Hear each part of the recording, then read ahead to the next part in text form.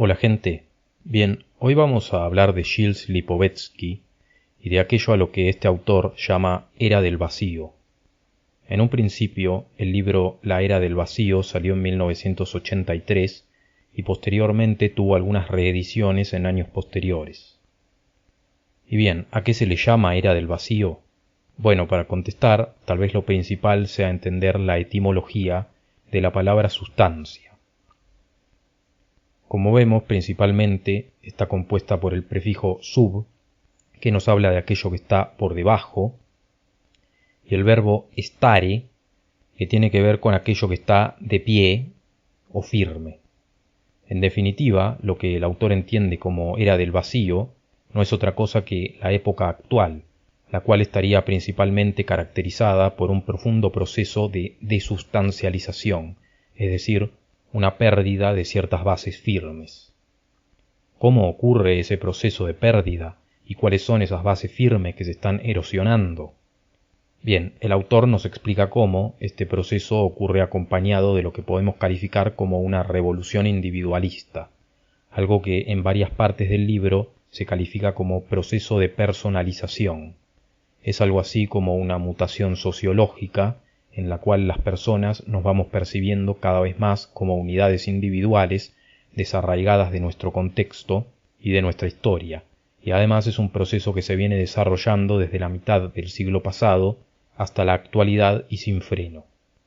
Es además una época donde reina el hedonismo y se considera que si la vida tiene sentido, este es el de poder cumplir todo lo que uno busca a nivel individual sin tener trabas. También se caracteriza a esta etapa como narcisista. De una forma similar a Aldous Huxley, cuando marca las diferencias entre 1984 y Un Mundo Feliz, Lipovetsky explica cómo este proceso actual de personalización no se basa en el rigorismo ni en la disciplina o los límites, características que podían ser más propias de la época moderna, sino muy por el contrario se apoya sobre la diversión, la distracción, la flexibilidad, lo efímero o lo deseable, rasgos más presentes en la posmodernidad que suelen impedir el tener raíces firmes, el detenerse o profundizar en las cosas. La era del vacío no sería una época en la que tengan predominio coacciones claras sobre las personas, sino más bien es un tiempo donde se pretende dar la ilusión de elección individual en cada acto. Y todo esto bajo la teoría de que gracias a dicho proceso se lograría la plenitud de cada ser humano, una búsqueda, un encuentro y una realización total del yo. Si bien se marca la diferencia entre el rigorismo de la modernidad y la flexibilidad de la postmodernidad, el autor entiende que el surgimiento de la postmodernidad está en el núcleo de la modernidad y que la segunda no es una ruptura con la primera, sino más bien una continuación. A diferencia de tiempos pasados en los que ciertas doctrinas ganaron seguidores proponiendo el surgimiento de un hombre nuevo que necesitaba poner mucho tiempo y esfuerzo en ello, en la postmodernidad caen esos relatos para vivir el presente, exprimir al máximo la juventud y no perderse nada. La presencia de esas convicciones y búsquedas, que equivocadas o acertadas eran algo así como un suelo firme para sus seguidores, se perdió, lo cual deja a los habitantes sin proyectos movilizadores que seguir. Se queda en una nebulosa, en el vacío. Se perdieron las bases dadoras de sentido. No es extraño entonces que perdiendo esas bases reine un fuerte relativismo hasta para lo más obvio. Como es de esperar, todo esto tiene consecuencias en la vida social.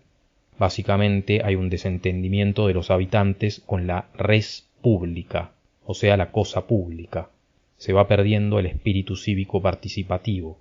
Esto también lo hemos analizado cuando vimos a autores como Tocqueville, Alain de Benoist o Patrick Deneen. Otra consecuencia en lo social es que estos individuos posmodernos, si bien buscan su realización a nivel personal, siguen naturalmente necesitando de trato con otros, lo cual da lugar al surgimiento de burbujas ideológicas, algo así como tribus. Si bien puede ser común que las personas busquen tratarse con otros que tengan cosas en común, que tengan afinidad, En estos casos puntuales, esos grupos funcionan como lugares cerrados o espacios seguros, donde se están continuamente confirmando cierto tipo de ideas, mientras otras se demonizan. El prójimo tiene que ser igual a uno o desaparecer. Y si Lipovetsky vio esto en la década del 80 y también en los 90, mucho más se amplificó, según mi punto de vista, desde que aparecieron las redes sociales. La proliferación del consumo y la caracterización de esta sociedad como altamente consumidora es otro aspecto mencionado por Lipovetsky, ya que para poder lograr esa realización del individuo hace falta una circulación e innovación constante de productos con los cuales estas personas se adornan o disfrazan para ser ellos mismos. De ahí también que no creo estar tan equivocado cuando hice el video sobre el metaverso y dejé planteado que lo único que es seguro de ese proyecto por el momento es que va a tener un alto grado de personalización virtual. Al ser la era del vacío, según el autor, una época hedonista, no se quiere ver de manera directa a la parte oscura de la vida, por ejemplo a nuestro final, o al aburrimiento o las desgracias, y esto tiene una influencia social en el lenguaje, donde predomina el uso de eufemismos para no mencionar directamente a ciertas cosas. De esta forma no solo se evita el choque contra la mente de muchas personas, sino que también se logra una seducción muy utilizada en política, con candidatos que simulan cotidianeidad y simpatía, simulan ser como uno y al estar la era del vacío muy regida por la diversión, intentan llegar a la gente haciendo parecer que se ríen de ellos mismos, por ejemplo cuando fingen ver memes o se hacen cuentas de TikTok para decir cosas sin sentido.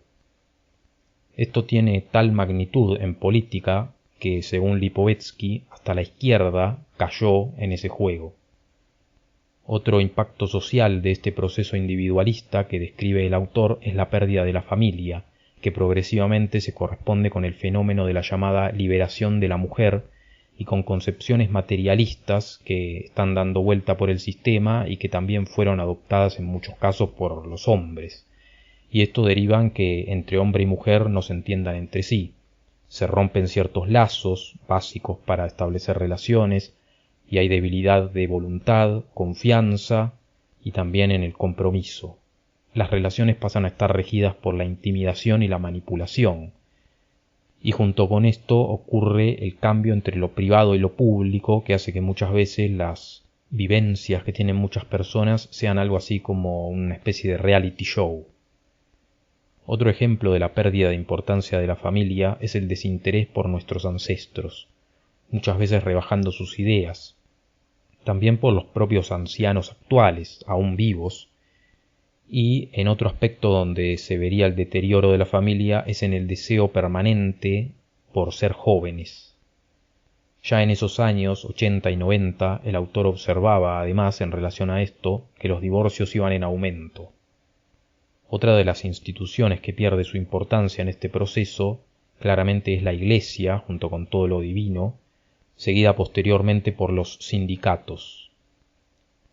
Algunas instituciones se pueden llegar a mantener, pero no tanto porque se las entienda completamente, sino porque logran mantener un prestigio propagandístico, como por ejemplo la ciencia y la medicina, aunque también Lipovetsky explica que el trabajo es uno de los ambientes donde aún más se mantiene como un cierto rigor. Y esto también se daría por un proceso de inercia. En ese sentido, el autor menciona que la etapa actual es ideal para el control de los especialistas, sobre todo en relación a lo de la ciencia, algo así como una tecnocracia, y como podemos ver, esto también está relacionado con lo de los últimos 2 años que hemos vivido. Esa inercia es un factor que mantiene al sistema funcionando, o sea, el proceso individualista es un tanto hipócrita, porque mientras pretende declarar independencia del individuo, en otros aspectos sigue siendo sumamente dependiente y sumiso. Además, estas instituciones son respetadas, como mencionamos antes, más por un tema de prestigio que por verdadera comprensión, lo cual significa que los verdaderos maestros que podrían ocupar posiciones de liderazgo son banalizados al lado de aquellos que pueden tener el poder económico o la propaganda de su lado para posicionarse.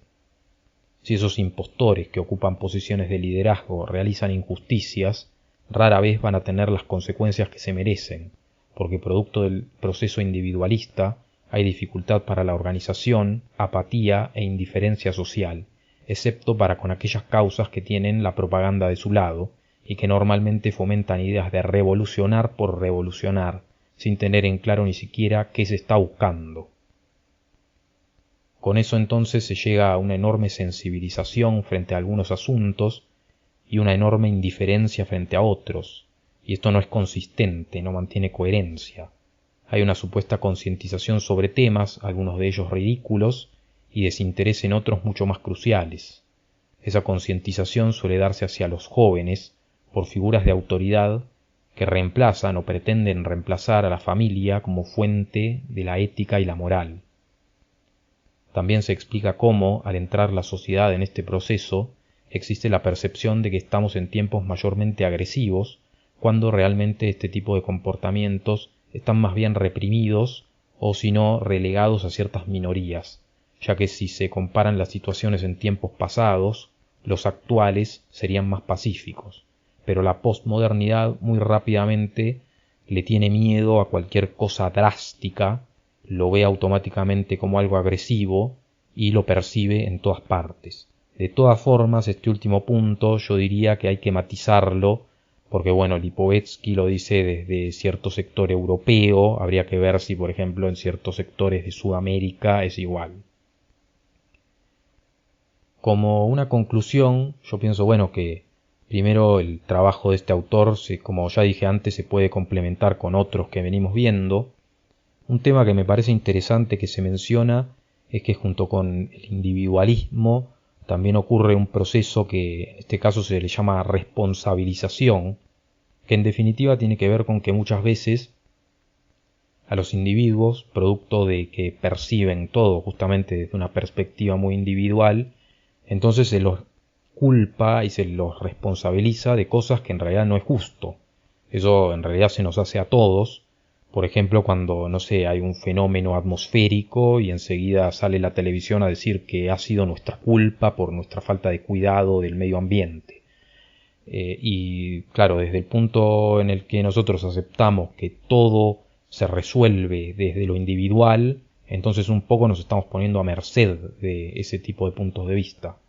Y por otro lado, una cosa que también me parece interesante es que, bueno, esto que explica este autor junto con lo que explican otros, se puede, por ejemplo, percibir en cómo ha cambiado el arte. Este autor menciona, por ejemplo, cómo se puede decir que la posmodernidad empieza ya a tener un apogeo desde la década del 60 y si uno estudia las cuestiones artísticas cambian mucho desde ese momento y también se puede reflejar en la salud mental, que él coincide junto con otros autores en que a medida que ha pasado el tiempo ha empeorado. De manera que, bueno, pueden dejar lo que piensan en comentarios, espero que este video les haya parecido interesante y bueno, gracias por verlo y nos vemos en el próximo, un saludo.